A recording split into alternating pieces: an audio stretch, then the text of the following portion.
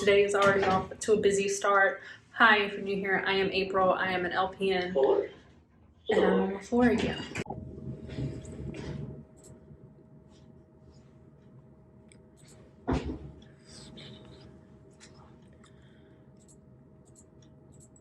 Why do I feel like every single weekend that I'm here, and it's particularly the weekends, it is freezing cold? Freezing cold.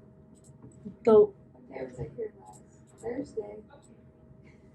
and I'm not a cold person.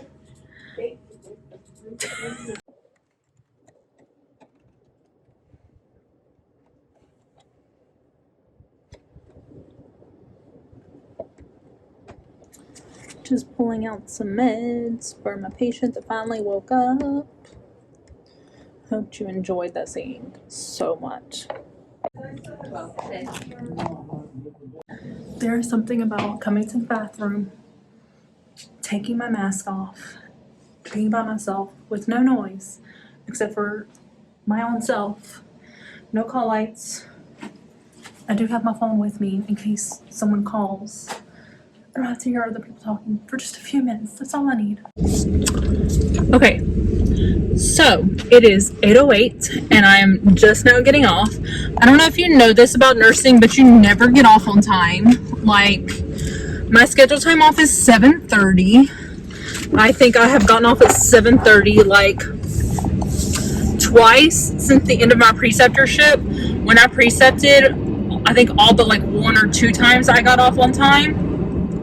So in my head, I was like, okay, this is gonna be great. Sorry. I've got too much stuff in my passenger seat. It's so much that it thinks that there's a person here. But really, it's just my crock pots. So, yeah, I'm tired. I've been here since 6:55. I don't know how I worked a job where I had to be there at 6 a.m. Like, that is atrocious. That's what I did whenever I did long-term care. Gross. So today I had 4 out of the same patients that I had yesterday. So it was like, that part was easy. I knew what to expect with them.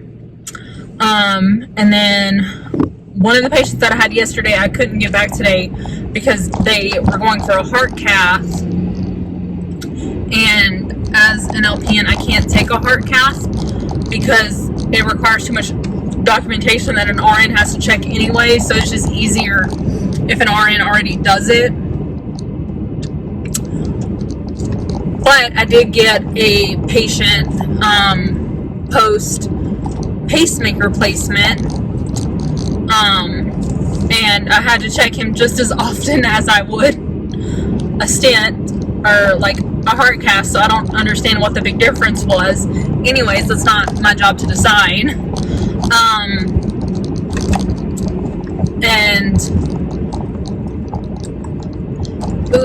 Something that was interesting that happened today. So I went into, well, actually, a couple things. I got to do wound care for the first time. I've never done wound care as an LPN. So, for my patient,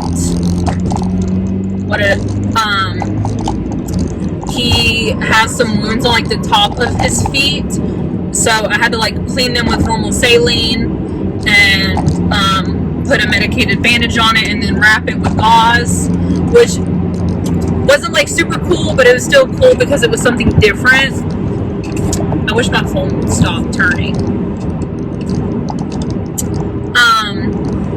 And then something really interesting that happened today is when I was coming out of that patient's room, I heard another nurse in another room talking to her patient, and she was saying his name. Let's say, for example, his name is Mr. Smith. She was like, Mr. Smith, Mr. Smith, can you hear me? Mr. Smith, like, can you respond to me? And I was like, oh crap, what's going on? So I walked in there and I was like, hey, do you need some help? And she's like, yes, I've caught a stroke alert, nobody's here, can you go get some hydralazine? And so I did, and luckily, well, I don't want to say luckily. So he wasn't having a stroke, but we also don't know what was going on as of right now. As far as I know, he wasn't my patient, so I don't know anything like too in depth. But she did say that the CT of his head was negative, but his blood pressure was like 202 over like 110. So that was crazy. And I was like, I don't know what to do. I've never been in a stroke alert before.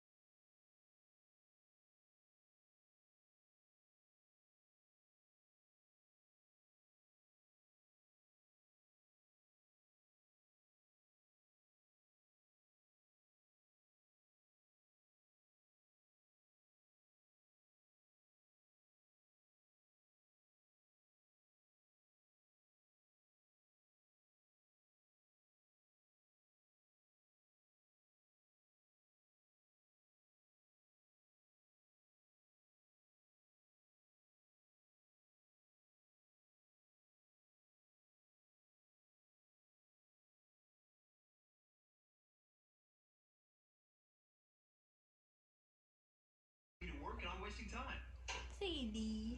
That's a pretty girl. I've been reviewing the statement we took from the kids on campus. They said whoever this teacher is, he's already killed.